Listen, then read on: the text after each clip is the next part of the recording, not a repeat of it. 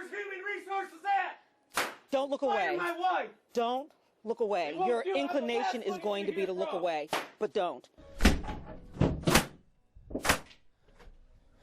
Where's she at? Where's she at? She fired my wife! You're all dead! You're all dead!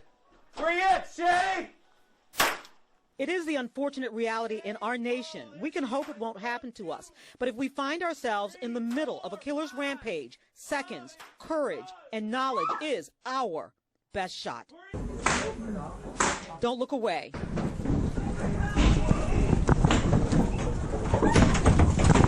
Active shooter! Active shooter! Don't look away. Don't look away.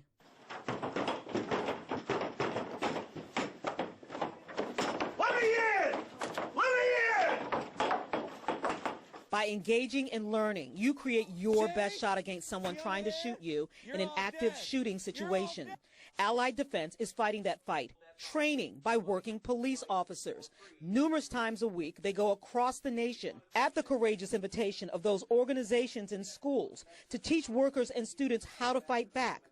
This is Chemico in Southfield. Denial is our worst enemy and will increase our anxiety. Preparation actually reduces our anxiety. That's why we put you through these scenarios today, to prepare, to give you a plan so that not only when you're at work, but if you're at church or wherever it may be, you're going to have a plan in place and think about where are my exits and what could I do and what could I use. You're going to have those in the back of your mind. All right, so the stress response. 60 beats per minute is your normal heart rate sitting here watching this. At 90 beats per minute, your fine motor skills start to deteriorate. What does that mean? Well, if you were to write your name with a pen before we started that scenario, it probably looked nice and neat, right? Nice penmanship. But after that scenario, it may have bumped up a little bit, and it probably doesn't look quite as nice. They thought they'd done everything they could to protect their corporate office employees. We've used safety measures such as keyless entries and codes to enter the doors and stoppers so that, we can block people from coming in. But we definitely could use more tips to keep our employees safe. Until today. You're all dead! You're all dead! There are numerous active shooter training models being taught, but this newer philosophy does not subscribe to run, hide, fight. They teach run and fight. When you're hiding, it is not a proactive response.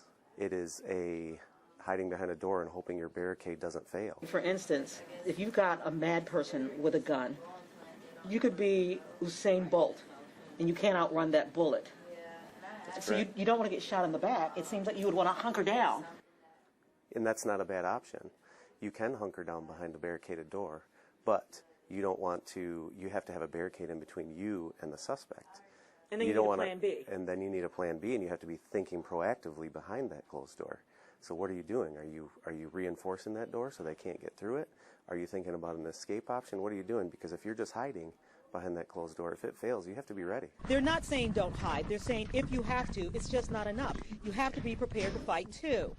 So the group is tested before the actual training to see how they'll react and to figure out their defaults. An uninformed default is flee, freeze, fight.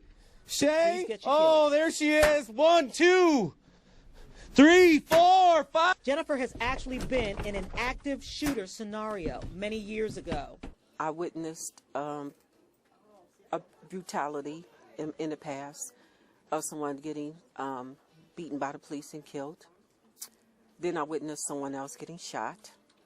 So to have this to come to our job, no place is safe, not even in the stores. You hear about the students, and I have relatives that was up at Michigan State wondering if they were safe. And then you hear about 6 more children in another state shot.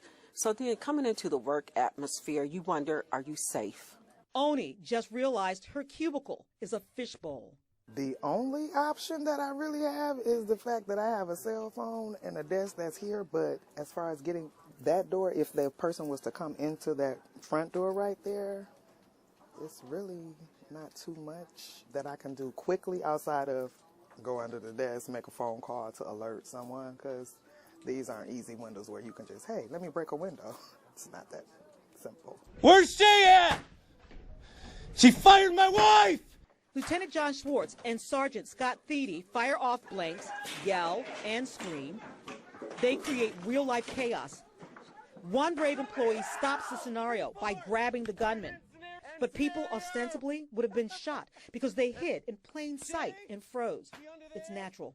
But then they learn the last resort, incapacitate. Once you barricade, you're not done. You develop a plan. You don't want to go after the gunman if you don't have to. But if that gunman gets in, you have to have the mindset to disrupt what they're doing. And that means everyday items can be weapons. The incapacitate. Okay, last resort, we had that in the first scenario. Okay, the goal here is we want you to rely on your barricade, but if that does not work, you have to already have the mindset that you're going to do more. Okay, movement, distractions, noise, if you need to, create distance. So here, we don't want to go after them if we don't have to. If you're safe in a room and you hear them outside the door, you know, we don't need anybody to be a hero in that case of leaving your barricaded area to go after them. But what we want to know is the incapacitate. That's to prevent the functioning in a normal way. Okay, anything you can do to disrupt what they're doing can help. Some of those things. You guys have fire extinguishers in the building? Yes. Yes. Okay. Computers. Coffee pots, chairs, whatever you have.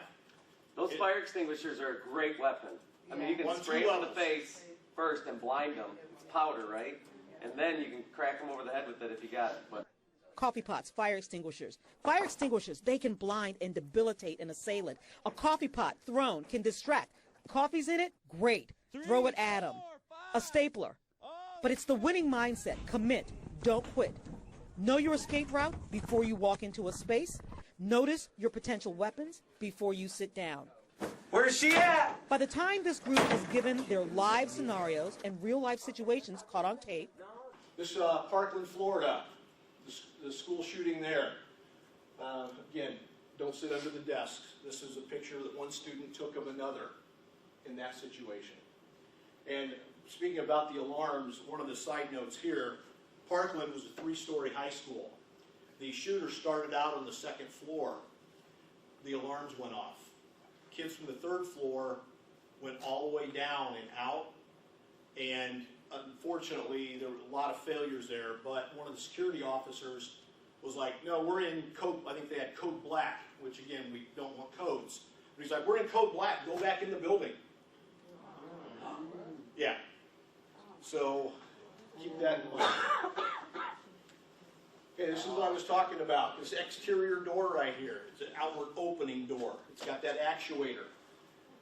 A simple belt.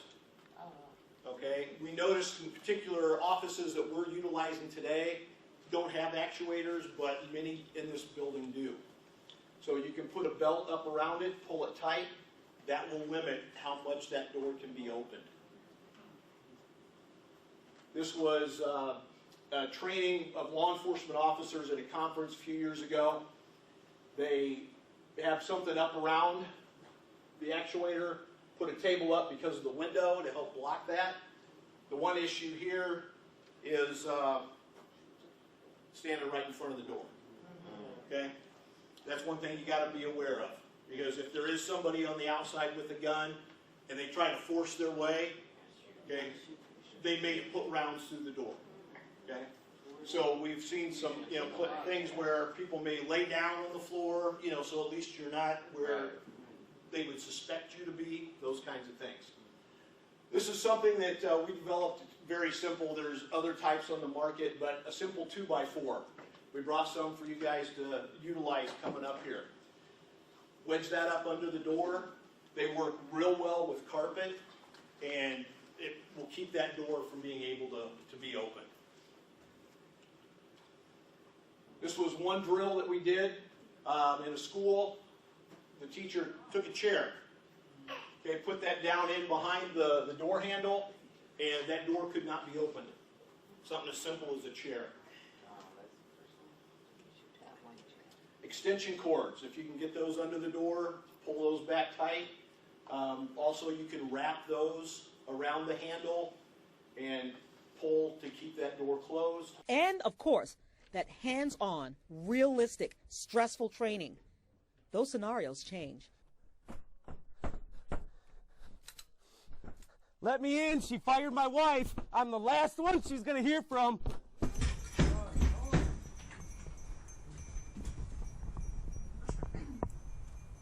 In this office, Shay, the HR director, the gunman is yelling her name. Hey, Shay, what's that like for him to be yelling your name? That was definitely triggering for me. Definitely, for sure. Are you okay? Yes, I'm good. I'm good. But this is a real experience, and I think it's necessary. She's inside the room with the big boss's administrative assistant. They do everything they've been taught, but then they realize there are holes in their security. Yeah, we need some locks on these doors. Yeah. And then if it was real too, we would be able to move this stuff and like really move it, not. Yeah. No, I need to get those extra locks added. We do have padlocks on the exterior doors. They need to be added to the conference room.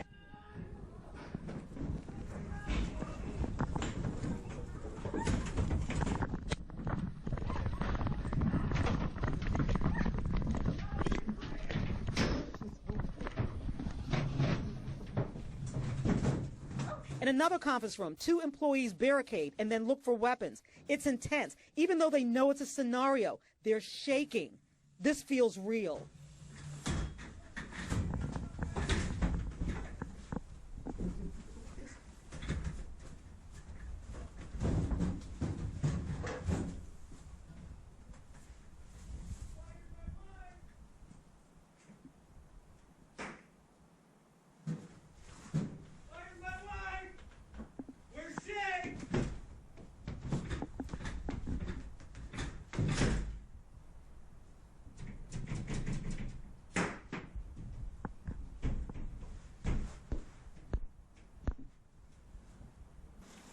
I was so scared, to be honest.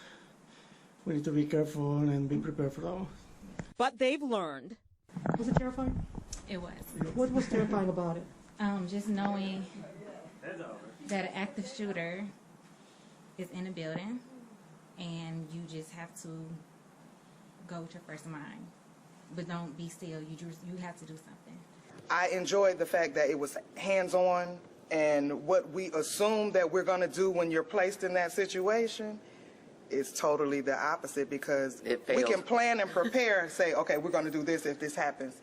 But when you get in that moment, your adrenaline going, and it's like, okay, fight or flight. Going into the conference rooms, using different items for shelter and things to hold the door closed, that I wouldn't have realized to even use, the desk. Obviously everybody uses the desk, but cords, chairs, a milk crate if we had one, just a regular door opener that we use just to keep the door open, that you can use to idleize to try to keep that door closed. And then us working as a team was very vital. It has been triggering for Jennifer. I'm fine. It just brought that memory back.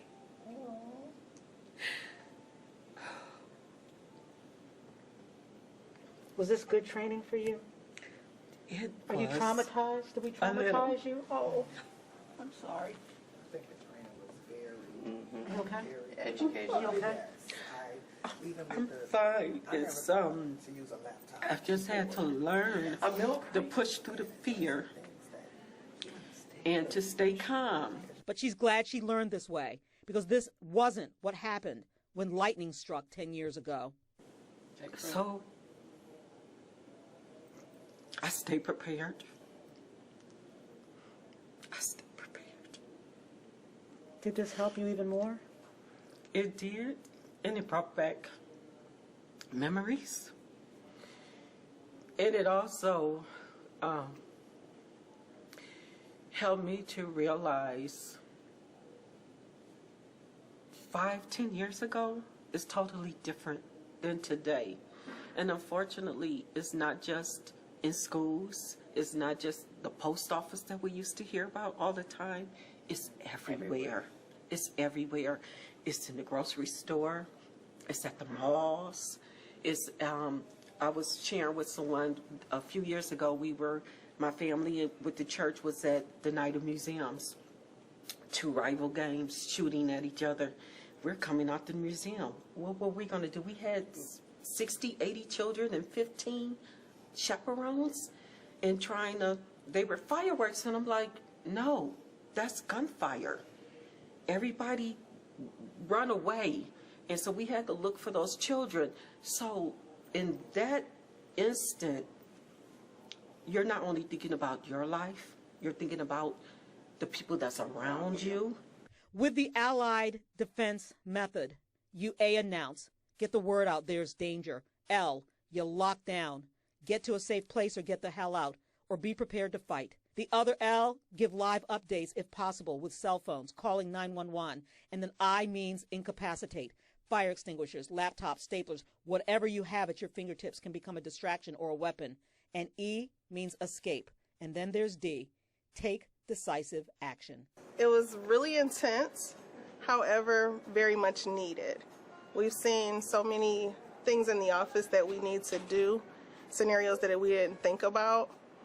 So I find it very helpful. Allied Defense trains schools and businesses and organizations all over the nation, and they'll actually tailor it to whatever you want. Believe it or not, some companies actually opt out of the gunfire, the sound effects, and the yelling because they say it's so chaotic, and they will do that. But they also don't advise it because an active shooter situation is chaotic. And they want you to learn under duress and with that stress so that you can develop that muscle memory. They call it inoculating you against what we hope you'll never have to use.